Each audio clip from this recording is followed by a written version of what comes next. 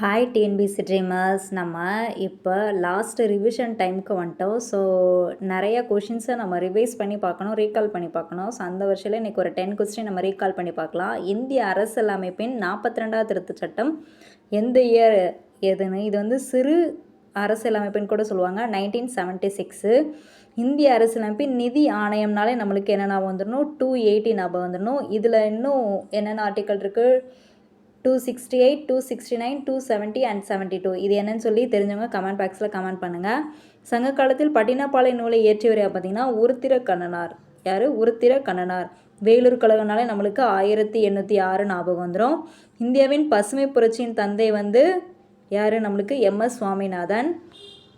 தமிழ்நாட்டில் கிழக்கு தொடர்ச்சி மலைகள் வந்து எப்படி இருக்குன்னா தொடர்ச்சியற்று இருக்கும். நம்மளுக்கு மேற்கு தொடர்ச்சி மலைகள் எப்படி இருக்குன்னா நம்மளுக்கு கண்டினியூஸாக இருக்கும். ஆனால் கிழக்கு தொடர்ச்சி மலைகள் வந்து அங்கங்கே இருக்கும். அடுத்து இந்திய அரசியலமைப்பின் அடிப்படை கடமைகள் எந்த திருத்தத்தில் மூலமாக சேர்க்கப்பட்டாங்கன்னா 42வது அரசியலமைப்பு சட்டத்தில் தான் சேர்த்தாங்க.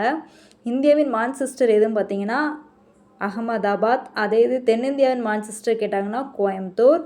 சோழர் காலத்தில் அந்த நிலத்தை அளக்கிறதுக்கு எந்த வேர்டு யூஸ் பண்ணியிருப்பாங்கன்னா வேலி மற்றும் மாங்கிற வேர்டு யூஸ் பண்ணியிருப்பாங்க. ஸோ இந்தியாவில் தேசிய வருமான மதிப்பீட்டை தயாரித்தோன்னா தாதாபாய் நவ்ரோஜி. இது கேட்கக்கூட சான்ஸ் இருக்குது, இதை ஞாபகம் வச்சுக்கோங்க. இந்தியாவில் தேசிய வருமான மதிப்பீட்டை தயாரித்தவர் யாருன்னா தாதாபாய் நவ்ரோஜி. இது எல்லாமே கொஞ்சம் டிஃப்ரெண்ட்டான கொஸ்டின்ஸ் தான். எல்லாமே ஒரு ஒன் டைம் உங்களுக்கு எத்தனை கொஸ்டின் தெரிஞ்சுங்கிறத கீழே கமெண்ட் பாக்ஸில் கமெண்ட் பண்ணுங்கள். தேங்க்ஸ் ஃபார் வாட்சிங். Kindly subscribe.